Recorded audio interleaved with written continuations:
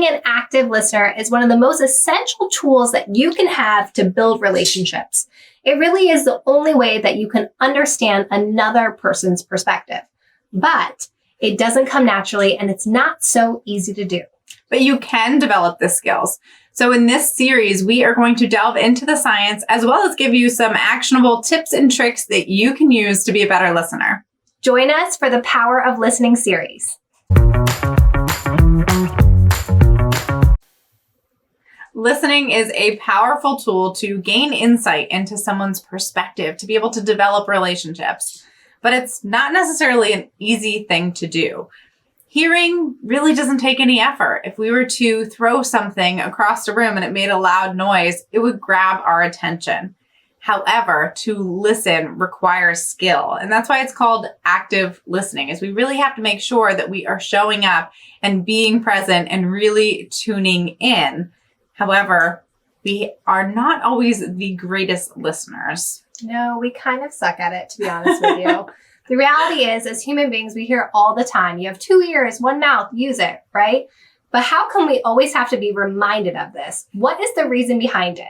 Well, if you need a list, we've got it for you. There really are 5 reasons why we suck at listening. Let's go through them. The first reason is that we have a natural desire to talk.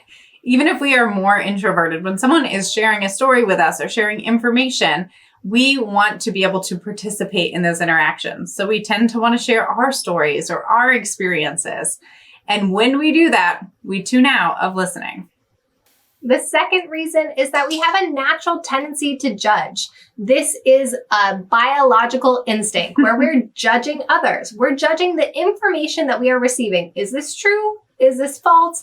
And the moment that we don't believe what someone is saying or we don't agree with it, we completely turn off. And we don't do this to be negative. No. We are not just trying to judge, and it really takes like a negative context to it. But neurologists have shown that this is our natural tendency to try to save ourselves, to keep ourselves safe, to know if something is true or false or dangerous. But we do have that natural tendency to judge. The third reason we tend not to listen as well as we could is because of preconceptions and bias that exist. Now, these can be kind of tricky to identify, but we'll give you an example. Say you were seeking out information on a given topic. You may be more apt to trust someone who has a certification, a formal education, or a license within that topic. Whereas if you were to hear that information from someone who has never had, a certification, a licensure, or formal education in that topic, you may be more distrusting of that information.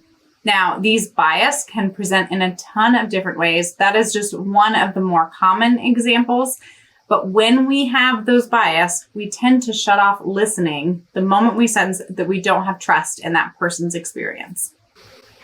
The fourth reason why we might not be such great listeners is that something called an ego gets in the way.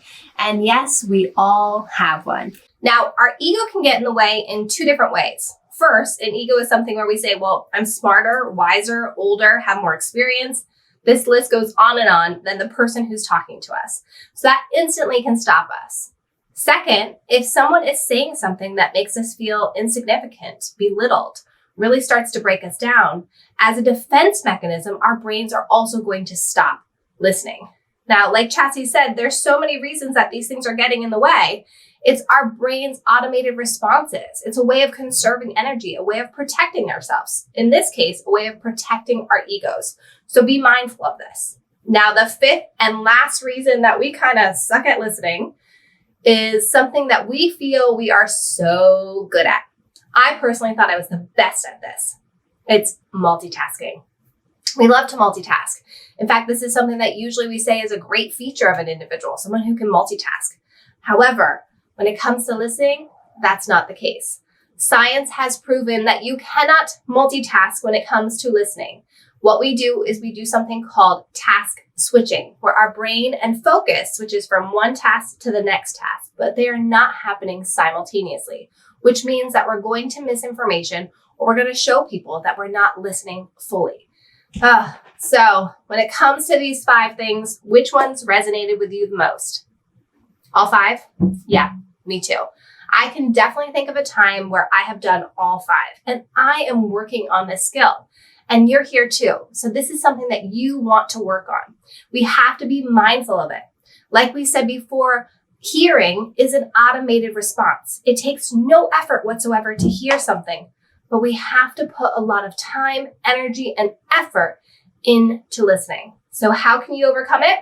Well, make sure to join us in the next video in the Power of Listening series. At the Dental MEP, we use science to teach people skills to you. Do not forget to subscribe to our channel and don't forget to hit the bell so you never miss out.